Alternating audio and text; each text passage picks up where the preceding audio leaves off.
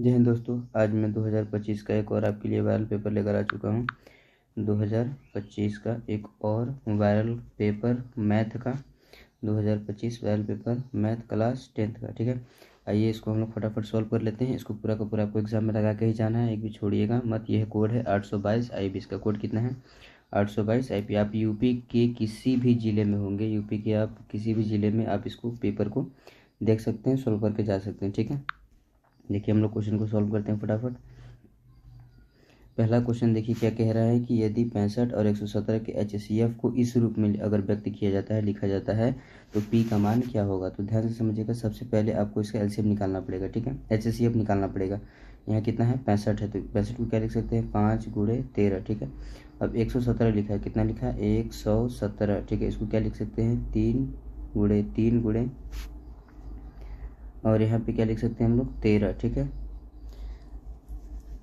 अब यहाँ पे जो सेम आपको दिख रहा है ये बाहर आ गया, फिर कितना 13 आ गया। कितना आ गया हमारे पास? 13। ठीक है, HCF यानी कि मस कितना आ गया हमारे पास? मस बोलिए या फिर HCF बोलिए। ठीक है, कितना आ चुका है? 13। और यहाँ पे दिया हुआ है, इसको किस रूप में लिख सकते हैं? 65P माइनस का 117। ठीक है, ये माइनस 117 इधर आएगा तो क्या हो जाएगा? प्लस 117, मतलब 13 + 117 इक्वल टू, यहाँ पे क्या है? 65 और ये P बच गया। ठीक है, अब इसको अगर सॉल्व करेंगे हम लोग तो कितना आएगा? ये और ये कितना हो गया? 130। कितना हो गया? 130। और यहाँ पे कितना है? 65P। ये कितने बार में कट जाएगा? 2 बार में कट जाएगा। तो P का मान हमारा आसानी से निकल गया। कितना है वो? 2। कितना आ गया? 2। ठीक है, तो यहाँ पे ऑप्शन देखिए हमारा कौन सा? बी वाला ऑप्शन एकदम करेक्ट है। ठीक है, आगे का क्वेश्चन हम लोग देखते हैं फटाफट। ये क्वेश्चन देखिए क्या कह रहा है? 2 tan 45 कितना है? ये 2 tan 45 और डिवाइडेड बाई कितना है? 1 + tan स्क्वायर, 1 + tan स्क्वायर और ये 45। ठीक है, इसको सॉल्व करने का तरीका क्या है? 2 है तो 2 tan 45 का मान कितना होता है आपको पता होना चाहिए। tan 45 का मान हमेशा होता है 1। कितना होता है? 1 होता है। ठीक है, तो tan 45 का मान कितना हो गया? 1। 1 है तो 1 tan 45 यहाँ पे कितना है? 1 1 का स्क्वायर करेंगे तो 1 ही रह जाएगा। 2 1 जा 2 और 1 और 1 कितना हो गया? 2। काट देंगे दोनों को तो कितना का सॉल्व करने पर 1 आ गया। तो इसका ऑप्शन कौन सा हो गया? 1 आंसर आएगा। ठीक है, ऑप्शन में देख लेते हैं हम लोग के 1 है या नहीं। ये देखिए ऑप्शन सी वाला हमारा बिल्कुल करेक्ट है। आगे का क्वेश्चन देख लेते हैं हम लोग क्या कह रहा है इसमें। इस तीसरे वाले क्वेश्चन में कह रहा है कि लसा निकालना, लसा मतलब LCM निकालना आपको। ठीक है, तो 15 लिखना है, तो 15 को कैसे लिख सकते हैं? 3 और 5। ठीक है, उसी तरीके से 18 को भी लिखना है आपको। किसको लिखना है? 18। तो 18 को कैसे लिखेंगे आप? 3 × 3 × 2 इस तरीके से लिखेंगे। अब कितना लिखना है? 24 लिखना है हमको। कितना लिखना है? 24। तो 24 को कैसे लिख सकते हैं हम लोग? 2 × 2 × 2 × और ये लिखेंगे 3, यही तो लिख सकते हैं ना। अब देखिए किस तरीके से हम लोग LCM निकालते हैं। सबसे पहले जो जो सेम है उसको बाहर ले लेते हैं हम लोग फटाफट। तो 3 यहाँ भी है, 3 यहाँ भी है और 3 यहाँ भी है। तीनों जगह 3 है तो 3 को हमने बाहर ले लिया। और क्या क्या सेम आपको दिख रहा है? देखिए ध्यान से, 2 यहाँ भी है और 2 यहाँ भी है, तो इसको हमने क्या ले लिया? बाहर ले लिया हुआ है। और भी कुछ सेम है नहीं दिख रहा। ठीक है, तो क्या क्या बच गया हमारे पास? 5 बच गया है ऊपर में। यहाँ पे कितना बच गया? 3 बच गया, तो 3 को लिख दिया हमने। और नीचे कितना बच गया है?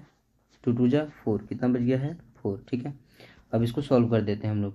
तो 3 दूनी के 6, 6 पंचे 30, 30 दिया ही कितना हो गया? 90। और 90 चौके कितना हो गया? 360। कितना हो गया? 360 हो गया। ठीक है,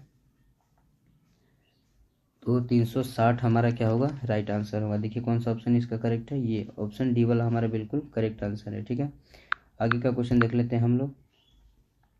अब ये देखिए ये कह रहा है कि 148 यहाँ पे लिखा है और यहाँ पे लिखा है 185। इसको क्या करना है? सरलता मतलब काट के इसको छोटा कर देना है, सॉल्व कर देना है। ठीक है, तो ये 37 के पहाड़ में कटेगा। किसके पहाड़ में काट सकते हैं आप? 37 के। ठीक है, तो कितने बार में कटेगा? ये 4 बार में, और ये कट जाएगा 5 बार में। तो ऑप्शन क्या होगा हमारा करेक्ट? 4/5 होगा। ठीक है, तो इसका कौन सा करेक्ट आंसर है? पहला वाला 4/5। आगे का क्वेश्चन देखिए क्या कह रहा है। पे के किस मान के लिए समीकरण ये और ये समीकरण ये समबाती रेखाओं को निरूपित करती है। समबाती रेखा का मतलब आप समझ ही चुके होंगे। A1/A2 बराबर होता है B1/B2 के, और ये बराबर होता है C1/C2 के। ठीक है, तो इन दोनों को हम बराबर करके P का मान निकाल लेते हैं। फट से कितना आता है उसको देख लेते हैं। ये होगा A1, ये होगा B1, ये होगा C1, ये होगा A2 और ये होगा B2 और इधर वाला होगा C2। ठीक है, A1 का मान कितना है? यहाँ पर 3 है। A1 का मान कितना है? यहाँ पे 3 है। उसी तरीके से A2 का मान कितना है? 6 है। कितना हो गया? 6। b1 का मान कितना है, अब b1 b2 का मान देख लेते हैं। b1 का मान a1 का मान a1 रुकिए इसको फिर से लिख लेते हैं। a1/a2 कितना था, 6 था, ये a1 हो गया, a2 हो गया। b1 कितना है, -1 है यहाँ पे, और b2 कितना है, माइनस का p है, ठीक है। अब देखिए माइनस से माइनस पहले काट दीजिए, इसको ऊपर लेके चले जाइए तो ये भी अपने आप क्या चला जाएगा, ऊपर चला जाएगा, ठीक है। अब यहाँ पे कितना हो गया, 1/सेकेंड, इसको ऊपर लेके जाना था ना हम लोगों को, तो ऊपर लेके चले जाते हैं। तो ये हो गया p/1, और ये कितना हो गया, 6/3, 3 दूनी के 6। तो p का मान कितना आ गया हमारे पास, 2 आ गया। p का मान कितना आ गया, 2, ठीक है। p का मान कितना आ चुका है, 2। तो ऑप्शन हमारा कौन सा करेक्ट है, ये बी वाला ऑप्शन क्या है, बिल्कुल एकदम करेक्ट आंसर है, ठीक है। ये बी कितना आ गया है, 2 आ गया है। आगे का क्वेश्चन लोग देख लेते हैं। समीकरण इतना और समीकरण इतना द्वारा निरूपित रेखाएं परस्पर समांतर हैं। तो समांतर के लिए आपको तो पता ही होगा क्या कंडीशन होता है, a1/a2 बराबर होना चाहिए b1/b2 के। यहाँ c1/c2 इसका मतलब नहीं है क्योंकि आपस में इक्वल नहीं होता, तो हम इन दोनों से ही सिर्फ अपना आंसर निकाल सकते हैं, ठीक है। तो आइए फटाफट इसका आंसर भी निकाल लेते हैं हम लोग, कितना आता है। ये हो गया a1 हमारा, कितना हो गया, a1/a2 इक्वल टू, ये b1 है तो कितना हो गया 2p, b1 और ये कितना है b2, 5 हो गया, ठीक है। ये इधर जाएगा, क्रॉस मल्टीप्लिकेशन कर देते हैं। क्रॉस मल्टीप्लिकेशन अगर हम जब कर देंगे तो कितना हो जाएगा, ये देखिए 5 3 जा 15, 15 हो गया। और यहाँ पे कितना हो जाएगा, 2 दूनी के 4, और p है अपनी जगह पे ही, तो p का मान कितना हो गया, 15/4। देखते हैं ऑप्शन में कोई है हमारा या नहीं। ये देखिए पहला ऑप्शन है, कितना है, 15/4। अगला क्वेश्चन देख लेते हैं फटाफट। ये देखिए क्या है, कॉट थीटा, इसको पहले सही से लिख लेते हैं। कॉट थीटा बराबर, ये कहाँ जाएगा, नीचे, तो 8/15 यही होता है ना। अब देखिए एक फार्मूला आपको मैं बता दे रहा हूँ, इससे सारे ट्रिग्नोमेट्री का क्वेश्चन आपके सॉल्व हो जाएंगे। ये है लाल बटे में है कक्का, लाल बटे में है कक्का, ठीक है। अब किसके लिए है, ये साइन थीटा, ये कॉस थीटा और ये टेन थीटा, ठीक है। तो अगर इसका उल्टा कर देंगे तो कॉट थीटा बराबर क्या हो जाएगा, आधार बटे लंब। कॉट थीटा बराबर क्या हो जाएगा, आधार बटे लंब, ठीक है। एक ट्रिग्नोमेट्री का ये बना लेते हैं हम लोग, समकोण त्रिभुज, यहाँ पे कुछ नाम रख देते हैं। अब देखिए 90 के सामने वाला हमेशा क्या होगा, कर्ण होगा, और किसी को आधार मान लीजिए और किसी को भी आप लंब मान लीजिए। तो आधार का मान कितना हुआ, आधार का मान ये देखिए ऊपर है आधार, तो आधार का मान कितना हमारे पास 8 है, और लंब कितना हमारे पास 15 है, कितना है 15। कर्ण निकालना है, कर्ण निकालना है, ठीक है। तो कर्ण निकालने के लिए क्या कर सकते हैं हम लोग, बताइए फटाफट। इस तरीके से ये मिल गया, ये 8 मिल गया, ये 15 मिल गया, ठीक है। तो 8 का स्क्वायर कितना हो जाएगा 64, और 15 का स्क्वायर करेंगे तो कितना आ जाएगा 225। तो 5 4 9 6 2 8, और ये 2 कितना हो गया, ये 17 हो गया, कितना हो गया 17। जब इसको रूट से बाहर निकालेंगे तो कितना आ जाएगा 17 आ जाएगा, ठीक है। अब इसको हम लोग सॉल्व कर लेते हैं फटाफट, कितना आता है। क्या पूछा था वो देखिए, साइन थीटा पूछा था ना, किसका पूछा था, साइन थीटा का मान पूछा था। तो बताइए साइन थीटा बराबर क्या होता है, साइन थीटा बराबर होता है हमारा, साइन थीटा बराबर होता है लंब बटे में कर्ण, ठीक है। तो लंब बटे कर्ण यही होगा साइन थीटा बराबर। तो लंब कितना था हमारे पास 15, तो 15/, कर्ण कितना था 17, तो 15/17, ये हमारा करेक्ट आंसर है। तो 15/17 कहीं है, ये रहा 15/17, ठीक है। आगे का क्वेश्चन देख लेते हैं हम लोग।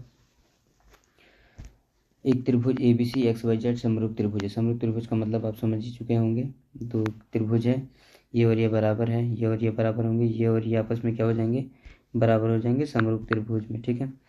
अब इसके आगे का क्वेश्चन देख लेते हैं कि समरूप त्रिभुज को कैसे हम लोग सॉल्व कर सकते हैं, ठीक है। एंगल ए दिया हुआ है, एंगल वाई दिया हुआ है, और सी का मान पूछ रहा है। इसमें ज़्यादा दिमाग लगाने की जरूरत नहीं है।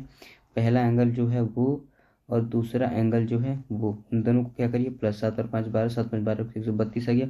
अब जो भी आंसर आया है ना, इसमें से 180 को घटा दीजिए, आपको आंसर पता चल जाएगा। 10 में से 2 गया 8, 7 में से 3 गया 8, कितना आ गया ये 48 डिग्री, कितना आ गया 48 डिग्री। तो आपका कौन सा ऑप्शन सही है, ये बी वाला ऑप्शन क्या है, बिल्कुल करेक्ट है, 48 डिग्री का, ठीक है।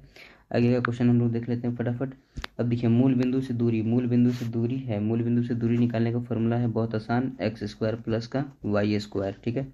क्योंकि x1 और y2 लगाएंगे तो 0 0 ही हो जाएगा। तो कितना है -3 का स्क्वायर और ये 4 का स्क्वायर, ठीक है।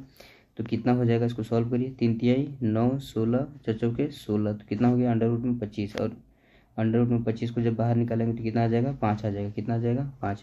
तो कौन सा ऑप्शन हमारा सही है, ऑप्शन ए वाला बिल्कुल करेक्ट आंसर है।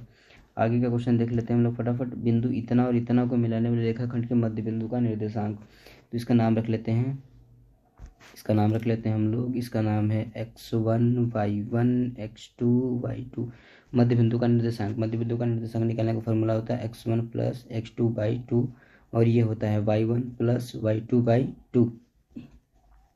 x1 प्लस x2 यानी कि -2 को क्या करते हैं, प्लस -2 और y1 प्लस y2 मतलब 6 प्लस 10/2। ठीक है, अब इसको सॉल्व करते हैं, कितना आता है वो देखते हैं। ठीक है, 2 और 2 4 का आधा कितना हो जाएगा, 2 ही हो जाएगा। 10 और 6 16 का आधा कितना हो जाएगा, 8। तो -2 और 8 आंसर आ गया है। -2 और 8 ये हमारा करेक्ट आंसर है। आगे का क्वेश्चन देख लेते हैं हम लोग।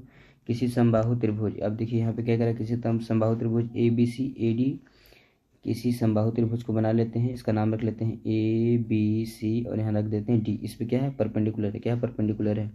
तो AD² का मान होगा, AD² बराबर होगा, अब ध्यान समझिए, AD जब निकालते हैं ना, AD यहाँ पे हाइट है। क्या है, हाइट। तो AD बराबर होता है √3/2 और यहाँ पे होगा A। ठीक है, √3/2 ये फॉर्मूला हो गया हमारे पास। तो अब स्क्वायरिंग बोथ साइड, दोनों पक्षों का वर्ग करते हैं। तो यहाँ पे कितना हो जाएगा, AD²। ऐसे क्यों कर रहे हैं, क्योंकि यहाँ पे AD चाहिए। ठीक है, तो AD² बराबर हो गया एक सेकंड, ये रूट तो हट जाएगा ना, तो √3 का स्क्वायर करेंगे तो कितना आएगा, 3 और ये 2 दूनी क्या हो गया, 4। ए की जगह पे हम लोग क्या लिख सकते हैं, ए की जगह पे क्या लिख सकते हैं, DC का दोगुना करेंगे तो ये पूरा ए मिल जाएगा, क्योंकि ये पूरा ए था तो DC का दोगुना, तो 2 गुणे DC का स्क्वायर, ये तो होगा ना। अब ध्यान समझिए, ये कितना हो गया, 3/4, 2 दूनी के 4DC²। 4 से 4 क्या हो गया, कट गया। आंसर कितना आ गया, 3D²। ये थोड़ा सा इंपॉर्टेंट है, इसको देख के जाइएगा, इसको छोड़िएगा तो बिल्कुल नहीं, इंपॉर्टेंट है ये। ठीक है, तो 3D² हमारा आंसर हो गया। देखिए कहीं यहाँ पे ऑप्शन में ये D वाला ऑप्शन क्या है, बिल्कुल एकदम करेक्ट है। कितना आंसर आया है, 3D²। आगे का क्वेश्चन हम लोग देख लेते हैं। यहाँ पे क्या कह रहा है कि त्रिभुज ABC के शीर्षों के निर्देशांक। अब त्रिभुज बना लेते हैं फटाफट। ये हो गया A, ये हो गया B, ये हो गया C। यहाँ पे दिया गया A, B और C। यदि BC का मध्य बिंदु D पर है, BC का मध्य बिंदु किस पर है, D का है। DC का मध्य बिंदु कितना पे है, D पे है। ठीक है, तो क्या कह रहा है, AD की माप होगी, इन दोनों का माप बताना। तो मैंने कुछ देर पहले इसको सॉल्व करवा दिया है। सबसे पहले इसका क्या निकालिएगा, डिस्टेंस फॉर्मूला निकालिएगा। यहाँ पे क्या निकालिएगा, मध्य बिंदु निर्देशांक x1 plus x2/2 y1 plus y2/2। ठीक है, ये आएगा। और जो भी इसका आंसर आएगा, जो भी यहाँ पे आंसर आएगा आपका सॉल्व करने के बाद, यहाँ पर इसका और इसका दूरी सूत्र लगा दीजिएगा। दूरी सूत्र का फॉर्मूला आपको पता होगा, x2 माइनस x1 का whole square plus y2 minus y1 का होल स्क्वायर। ये क्या है, दूरी सूत्र है। क्या है, दूरी सूत्र। इस तरीके से आगे का क्वेश्चन हम लोग देखते हैं। ये सेक थीटा इक्वल टू 2, यहाँ पे लिखा गया है सेक थीटा इक्वल टू 2। तो पूछ रहा है कि थीटा का मान कितना होगा, तो इसको सॉल्व करते हैं फटाक से। ये हो गया सेक थीटा इक्वल टू, ये होता है सेक 60 का मान। कितना, सेक 60 का मान। तो ये और ये कट गया, थीटा का मान कितना हो गया हमारे पास, 60 डिग्री। कितना आ गया, 60 डिग्री। 60 डिग्री है कहीं पे, ये देखिए ऑप्शन बी वाला हमारा क्या है, करेक्ट आंसर है। इसके आगे का क्वेश्चन सॉल्व करते हैं। अब देखिए cosec square theta minus cot square theta, इसका मान कितना होता है, 1 होता है। 1 माइनस कॉस स्क्वायर थीटा क्या होता है, साइन स्क्वायर थीटा। तो 1 में साइन स्क्वायर थीटा से मल्टीप्लाई करेंगे तो कितना आएगा, साइन स्क्वायर थीटा ही आएगा। तो इसका ऑप्शन हमारा कौन सा सही है, ये डी वाला ऑप्शन क्या है, बिल्कुल करेक्ट है। इसके आगे का क्वेश्चन देखिए क्या कह रहा है, एक लंब वृत्तीय बेलन के आधार का क्षेत्रफल। तो लंब वृत्तीय बेलन के आधार का क्षेत्रफल जो होता है वो वृत्त के क्षेत्रफल के बराबर होता है, यानी कि पाई आर स्क्वायर के बराबर होगा। ये कितना दिया हुआ था, 9 पाई सेंटीमीटर स्क्वायर। ठीक है, इसके आधार की त्रिज्या होगी, मतलब आर पूछ रहा है, रेडियस पूछ रहा है। ठीक है, तो पाई से पाई क्या हो गया, कट गया। आर इधर है, अगर स्क्वायर उधर जाएगा तो क्या बनता है, अंडर रूट। ये बाहर आएगा तो कितना बच जाएगा, 3। तो आर का मान जो आ गया वो कितना आ गया, 3 सेंटीमीटर, क्योंकि यहाँ पे सेंटीमीटर में ही दिया था। ठीक है, तो आर का मान कितना आ गया, 3 सेंटीमीटर। बहुत ही आसान था, आप कर सकते थे। ठीक है, तो इसका आंसर कितना आ गया, 3 सेंटीमीटर। ये वाला करेक्ट ऑप्शन है। ठीक है, अब इसके आगे का क्वेश्चन लोग देख लेते हैं कि कह रहा है 4 सेंटीमीटर त्रिज्या वाले, इसका कितना है, 4 सेंटीमीटर त्रिज्या वाले, आर का मान है ये, 4 सेंटीमीटर त्रिज्या वाले वृत्त के अंतर्गत खींचे जा सकने वाले वर्ग का क्षेत्रफल आपको बताना है। ठीक है, तो वर्ग का क्षेत्रफल क्या होता है, भुजा गुणे भुजा करके आप निकाल सकते हैं। ठीक है, सबसे पहले इसका निकाल लीजिएगा साइड, कितना करके, पाई आर स्क्वायर करके। ठीक है, अब इसमें क्या कह रहा है, माध्य क्या होगा, इस क्वेश्चन में क्या पूछा आपसे, माध्य। तो ये कुछ दिया हुआ है, सबसे पहले इसमें क्या जरूरत है हमको, एक्स आई निकालने की, परीक्षण मान, ठीक है। तो 5 और 3 कितना होता है 8, तो 8 का आधा कितना हो जाएगा, ये 4 हो गया। अब यहाँ पे 7 और 5 12, 12 का आधा कितना हो जाएगा 6 हो जाएगा। और ये 7 और 2 और 9 7 कितना हो गया 16, इसका हो गया 8 और ये हो जाएगा 10, ठीक है।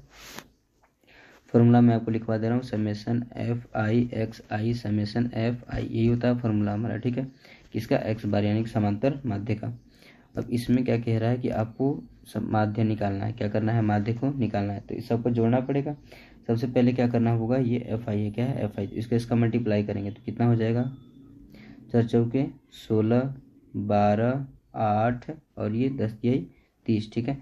इन सबको जोड़कर ये निकलेगा समेसन एफ आई एक्स आई, इन सबको जोड़ना है और बारंबारता यानी कि इसका 4 2 6, 6 और 1 7 7 3 10, इसको भी जोड़ लेना है। और जो यहाँ का आंसर है, जो यहाँ आंसर निकलेगा हमारा, जो यहाँ आंसर निकलेगा और जो यहाँ आंसर निकलेगा, दोनों को क्या कर देना है, बस डिवाइड कर देना। आपको समांतर माध्य यानी कि माध्य जो होगा वो पता चल जाएगा, ठीक है। नहीं कर पाएंगे तो मुझे बता दीजिएगा। अगला क्वेश्चन देखिए क्या कह रहा है कि एक पासे को फेंका जाता है, एक बार फेंका जाता है, तो एक पासे को एक बार फेंकने पे 1 2 3 4 5 और 6 आएगा। एक अभाज्य संख्या आने की प्रायिकता क्या है, एक अभाज्य संख्या, अभाज्य संख्या, अभाज्य संख्या कौन कौन है देखिए ध्यान से समझिए। एक तो हो ही नहीं सकता क्योंकि अभाज्य संख्या 2 से शुरू होती है। तो पहला अभाज्य संख्या है 2 3 और ये 5, 3 है ना, तो 3/6 यही तो होगा। कितना हो जाएगा, अनुकूल परिणाम बटे कुल संभव परिणाम, तो ये काट के आएगा 1/2। 1/2 कहीं ऑप्शन में है हमारा, हाँ ये देखिए बी वाला ऑप्शन क्या है, बिल्कुल करेक्ट है।